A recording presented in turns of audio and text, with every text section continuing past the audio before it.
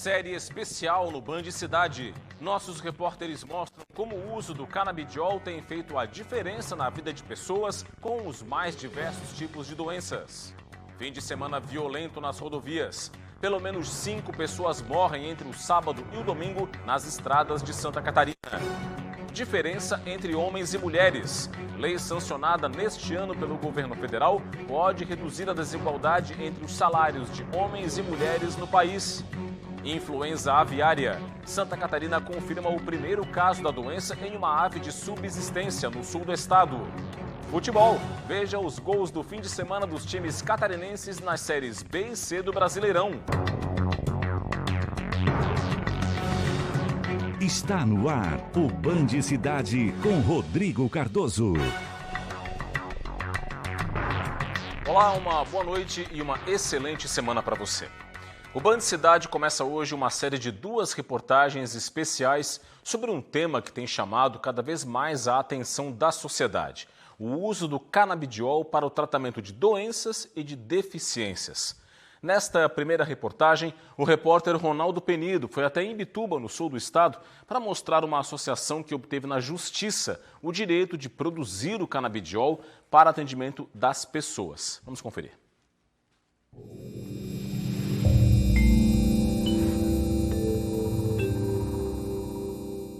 Helena não fala e nem anda.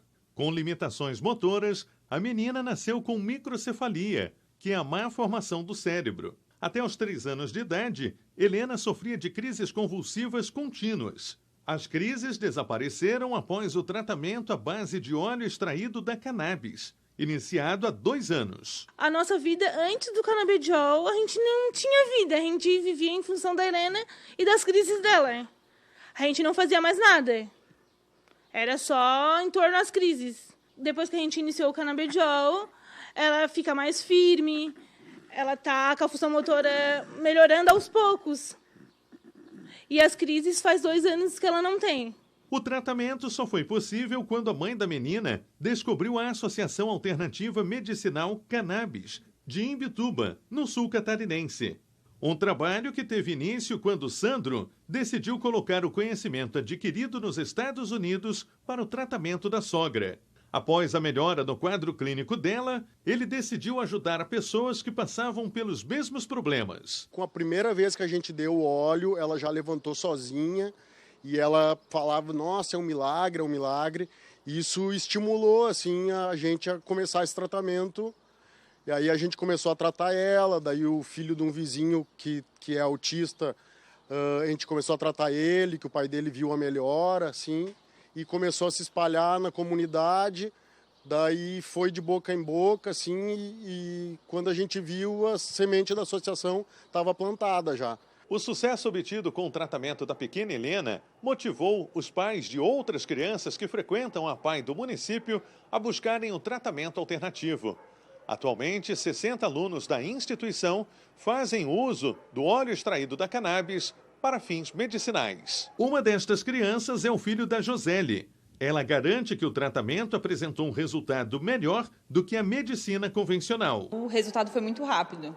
Em questão assim, de 2, 3 dias a gente já viu diferença, né? Ele tinha estereotipia, que ele acabava se machucando, né? Ele tinha muita agitação psicomotora, ele não parava, ele corria o tempo inteiro, ele não sentava para comer.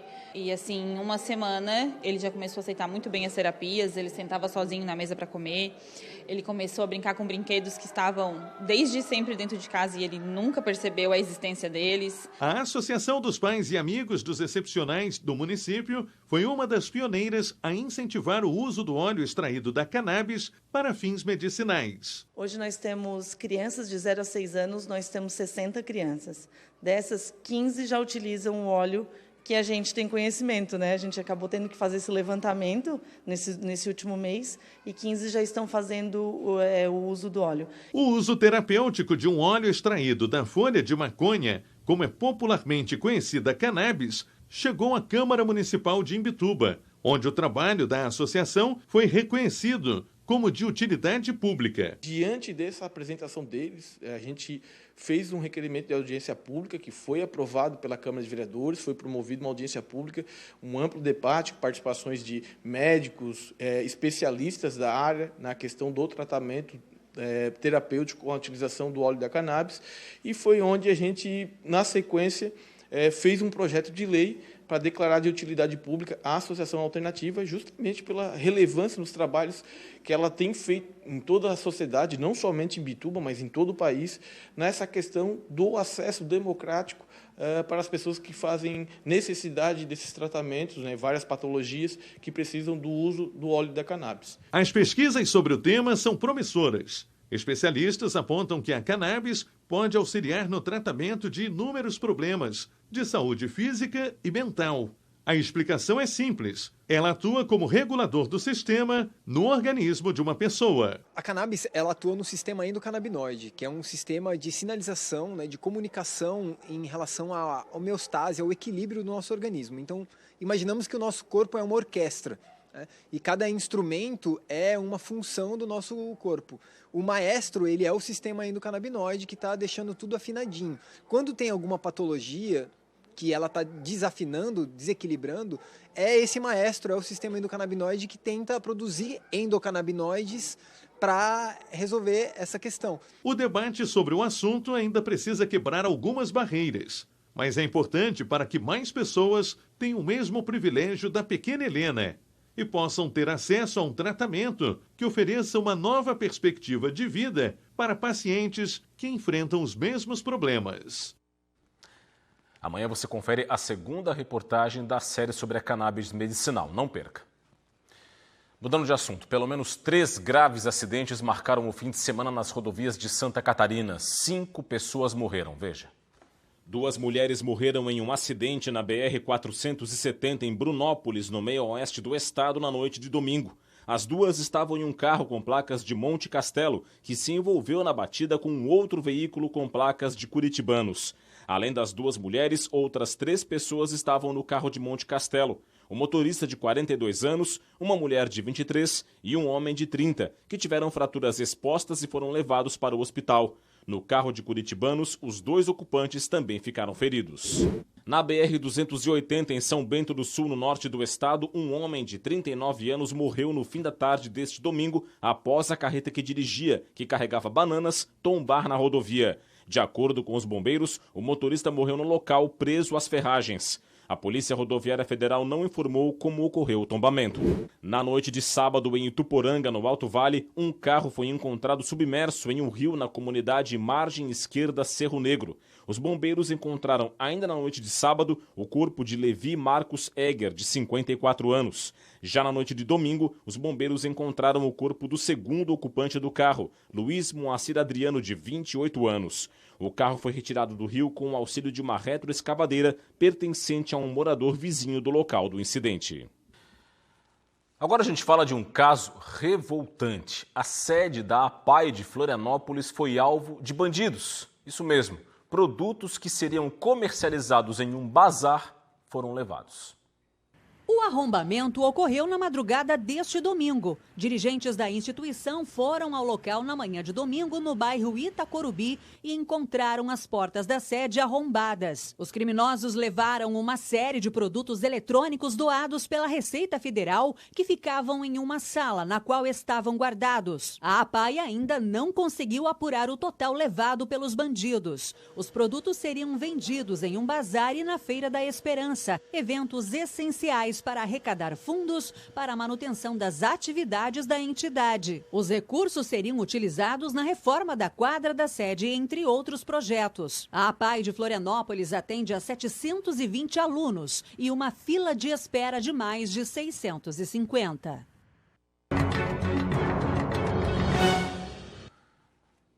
De volta para falar de um assunto extremamente importante, que é a desigualdade salarial entre homens e mulheres. O IBGE apontou que as mulheres recebem para fazer a mesma função 77% do salário dos homens. Um absurdo, sob todos os aspectos. Essa distorção pode ser corrigida por uma lei sancionada neste ano no país. Como consultora de recursos humanos há 18 anos, a Renata acompanhou diversos processos seletivos que priorizaram a contratação de homens. Mas não é logo no início que a diferença salarial entre gêneros aparece nas folhas de pagamento. Geralmente ela entra com o mesmo salário que o homem, mas o que difere é o andar desse caminho, que se torna mais lento para ela, em função disso, de achar que ela não vai estar totalmente disponível para o trabalho e para a empresa. De acordo com a consultora, essa diferença está relacionada muitas vezes com a maternidade. Isso porque as mulheres são vistas como as principais responsáveis pelos cuidados domésticos e familiares. Essa foi a situação relatada por Edna em seu antigo emprego. Um ano depois da minha entrada na empresa, entrou um colega novo, homem, né, casado, com filho, menos tempo de empresa do que eu, em pouco tempo, ele passou a receber mais do que eu. Isso sendo o mesmo cargo, as mesmas funções, e no início até mesmo com menos demanda do que eu. Segundo a Pesquisa Nacional por Amostra de Domicílios, o salário das mulheres equivale a cerca de 77% do salário dos homens. Nos cargos de gerência, essa diferença é ainda maior, com o salário delas valendo apenas 60%. A expectativa é que agora, com a sanção da nova Lei da Igualdade Salarial, este cenário seja alterado. Agora vai ter políticas públicas lançadas pelo governo, tá? Que ela vai ser de forma periódica. As mulheres vão poder acompanhar as estatísticas dessas políticas públicas, né? Vendo, inclusive, os salários dentro da empresa. A nova lei pretende ampliar também os canais de denúncia para serem relatadas situações de diferença salarial. As denúncias elas podem ser feitas, tá? Através do Ministério Público do Trabalho, de forma anônima, sem que seus dados venham ser revelados, ou também de forma sigilosa. Ou seja, a entidade sabe, né, quem revelou o problema, mas ainda assim também é garantido que seus dados sejam preservados. Santa Catarina confirmou o primeiro caso de gripe aviária em uma ave de fundo de quintal. O registro ocorreu em Maracajá, no sul do estado. Esse registro foi confirmado pela Companhia Integrada de Desenvolvimento Agrícola, a SIDASC, em uma criação de subsistência neste sábado. De acordo com a Secretaria Estadual da Agricultura, a produção comercial segue sem registros de influenza aviária. Por isso, o foco encontrado não compromete o status sanitário de Santa Catarina. Este foi o segundo caso da doença no estado, o primeiro ocorreu em uma ave silvestre. E o governo do estado e a Celesc firmaram hoje um termo de cooperação. Esse convênio vai possibilitar a melhoria da rede elétrica das escolas da rede estadual de ensino. O termo foi assinado pelo governador Jorginho Melo, pelo secretário estadual de Educação Aristides Simadon, pelo presidente da Celesc, Tarcísio Rosa, e pela presidente da ACAF, Luciane Sereta. O acordo vai mapear as carências elétricas das escolas estaduais para agilizar a melhoria da infraestrutura e da capacidade de fornecimento de energia nas unidades. O aluno ter mais conforto, trabalhar, ele possa desempenhar melhor. Vamos tentar adotar das melhores condições que a gente puder todo o nosso parque de escolas municipais, escolas públicas, ensino fundamental, ensino médio, para que se pareça com o ensino superior. Levantamento da Secretaria Estadual de Educação aponta a necessidade de investimentos na rede elétrica de mais de 700 escolas da rede estadual de ensino. Os investimentos são fundamentais para a instalação de equipamentos eletrônicos nas escolas, para ampliar a qualidade do ensino. As equipes da ACAF foram disponibilizadas para elaborar os projetos estruturais. Juntamente com a Celesc, que vai agilizar os projetos, a avaliação dos projetos, certamente nós teremos a solução muito rápida desse problema que já vem se arrastando há muito tempo das condições elétricas que as escolas públicas do estado têm.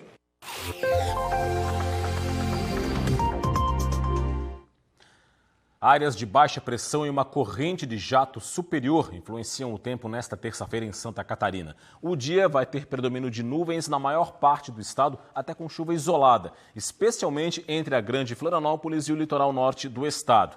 Para a região de Itajaí, litoral norte também, essa chuva deve ser até um pouco mais volumosa. As temperaturas vão estar baixas em todo o estado. Vamos conferir aqui no telão as mínimas e máximas.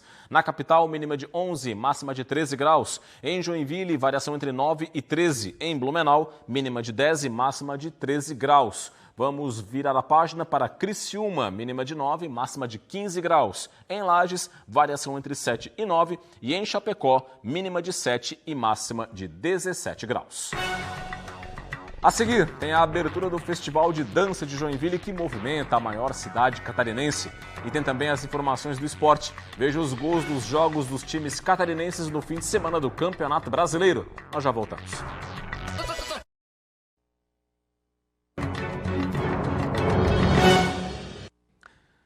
Estamos de volta. A Prefeitura de Itajaí, litoral norte do estado, confirmou o cancelamento da edição 2023 da Marejada.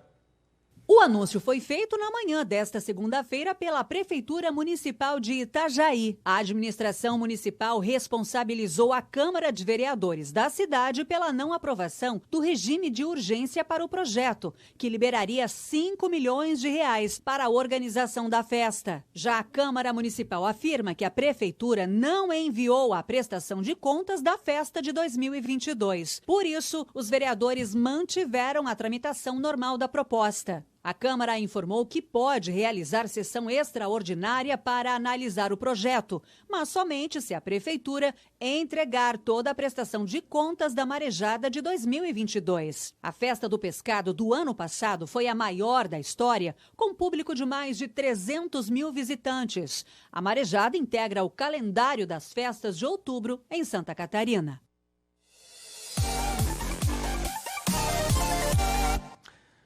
Série B do Campeonato Brasileiro, Criciúma abre daqui a pouco, às 8 horas da noite, a 18ª rodada da competição. O desafio é fora de casa, contra o Botafogo de Ribeirão Preto.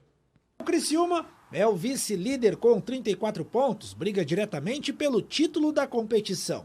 Só que perdeu a chance de ocupar a liderança na rodada passada, depois de empatar com o Guarani em 1-1. Fora de casa, a estatística do Criciúma é positiva. Longe do Heriberto Wilson, o Tigre já disputou 8 partidas. Venceu 4, empatou 3 e perdeu apenas 1. Números satisfatórios para quem busca estar na parte de cima da tabela. Uma vitória na noite desta segunda-feira colocará o time carvoeiro na liderança da Série B. E aí, torcedor do Tigre, arrisca um palpite? Agora a Série C do Campeonato Brasileiro. A boa fase do Brusque continua. O time catarinense goleou o Confiança neste fim de semana no estádio Augusto Bauer. Até os 30 minutos do primeiro tempo, o Confiança estava confiante. Pressionou, criou oportunidades, rondou a meta tricolor de tudo quanto é jeito. Só que aos 38 minutos a história do jogo mudou. O goleiro Jefferson saiu tipo um caminhão sem freio e atropelou Diego Tavares dentro da área. Guilherme Queiroz, goleador do Brusque na Série C, foi com muita confiança para a bola e fez o primeiro do Brusque, 1-0. Na segunda etapa, Danilo Belão fez uma bela assistência e o Guilherme Queiroz, que estava cheio de confiança no jogo, fez mais um de cabeça no cantinho. Agora se ligue nessa pressão na saída de bola. O resultado, um contra-ataque fulminante. E aí o Diego Tavares deu um presente pro Alex Juan, que só teve o trabalho de empurrar pro fundo da rede. Nos acréscimos teve mais um para fechar a goleada. Diego Matias, cheio de confiança, bateu de perna canhota para balançar o barbante. E foi assim, fim da 13ª rodada no Augusto Bauer. Brusque, 4. Associação Desportiva Confiança, 0. O Figueirense perdeu fora de casa para o Náutico no fim de semana. A derrota complicou a luta do time pela classificação. O torcedor alvinegro viu um domínio absoluto do Náutico. Até que aos 29 minutos, essa pressão surtiu efeito. Gabriel Santiago deu esse belo cruzamento e Vitor Ferraz não bobeou, furou a rede do goleiro Wilson. 8 minutos depois, o Figueira bobeou no meio-campo e mais uma vez Gabriel Santiago apareceu dando assistência. Dessa vez, Jean Magabeira deixou o zagueiro Eduardo Rosado para trás e chutou por cima do goleiro Wilson, 2-0 Náutico. Na segunda etapa, Paulo Baier mexeu no time e as substituições surtiram efeito. Bruno General tentou, mas Wagner defendeu. Porém, a sobra ficou com o artilheiro do Figueirense, Gustavo França, que não desperdiçou e diminuiu o marcador. Com o resultado, o Figueirense se mantém com 16 pontos na tabela e está a 3 do G8. O próximo compromisso do Furacão é o Floresta, mais uma vez fora de casa. E o time do Estreito precisa vencer para voltar a sonhar com classificação. Começou hoje o maior festival de dança do mundo. A 40ª edição do Festival de Dança de Joinville vai trazer o melhor da dança e, claro, vai movimentar e muito a maior cidade catarinense. Você confere agora na reportagem do William Tenório. 703 grupos estão confirmados para a edição histórica que celebrará os 40 anos do Festival de Dança de Joinville. As companhias são provenientes de 25 das 27 unidades federativas brasileiras e haverá também dançarinos para além das fronteiras nos palcos catarinenses, vindo de 2 países, França e Paraguai. O Festival de Dança de Joinville é um dos mais tradicionais do Brasil e é conhecido no mundo todo, não só pelas apresentações de companhias renomadas, mas também pela qualidade dos cursos, workshops, oficinas de danças e debate que levam a compreender melhor a importância desse tipo de arte para a sociedade. Durante os 13 dias de festival de dança, 226 coreografias serão apresentadas aqui, no palco principal do Centro Eventos Carl Hansen. Nós estamos com um número recorde de participantes, bem acima até do que nós esperávamos, né? A gente estava calculando 12 mil e passou de 13 mil participantes. Então a cidade realmente, acho que nunca teve assim, tantos participantes, tantos bailarinos andando pela cidade como vai ter este ano. Considerado o maior do Brasil, o Festival de Dança de Joinville também entrou no Guinness Book como o maior do mundo em termos de quantidade de pessoas e nessa edição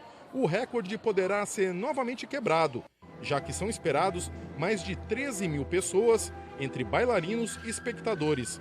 Juliana, que é diretora de uma companhia de dança de São Paulo, já está na sua 27ª edição de Festival de Dança e espera que neste ano os espectadores encantem ainda mais o público presente. São 27 anos comparecendo, primeiramente como bailarina, depois como assistente, como professora, como coreógrafa e hoje como diretora.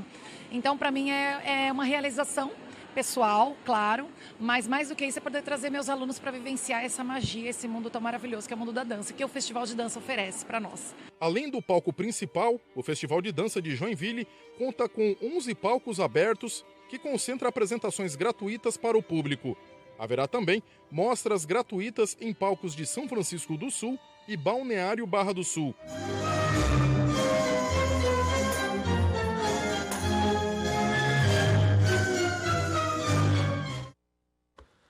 7h18, 7h18, imagens ao vivo da capital de todos os catarinenses, Florianópolis na tela para você, em destaque as pontes que fazem a ligação entre a ilha e o continente, tráfego tranquilo neste momento, pelo menos nas 2 pontes que dão acesso à entrada e saída da ilha. 14 graus e a temperatura céu nublado em Florianópolis.